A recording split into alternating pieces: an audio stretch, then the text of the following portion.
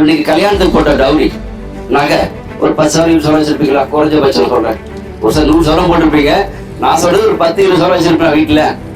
அந்த 10 சவரம் 20 சவரம் அது உங்க பொண்ணுக்கு அப்படியே கல்யாணத்துக்கு வச்சிருக்கீங்க. அது பொண்ணு கல்யாணம் 10 வருஷம் ஆகப்போகுது, இல்ல 5 வருஷம் கழிச்சு ஆகப்போகுது. அந்த 10 சவரம் 20 சவரம் 100 சவரமா மாறுமா? மாறுங்களா? அது காரா மாறுமா? மாறாது. கல்யாண சீர்வரிசைக்கு உதவுமா? மாறாது இல்லையா? இப்ப நாங்க ஒரு விஷயம் சொல்ல போறோம். என்ன சொல்ல போறோம்னா, அந்த நகைய வித்து லேண்ட் டாக்குமெண்டா வாங்கிட்டா 10 வருஷம் கழிச்சு அந்த லேண்ட் டாக்குமெண்ட் எவ்வளவு மாறுது? கோடியா மாறுது இல்லையா? அப்ப அந்த 1 கோடியில எத்தனை சவரம் நகை போடணும்? எத்தனை சவரம் நகை போடணுங்க?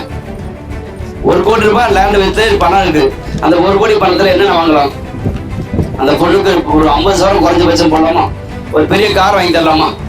கல்யாண செலவு எல்லாமே அந்த 1 கோடியில பண்ணிடலாமா? அது இல்லாம அந்த பொண்ணுக்கு இன்னொரு சொத்து நம்ம அந்த பொண்ணு பேர் வாங்கி தரலாமா?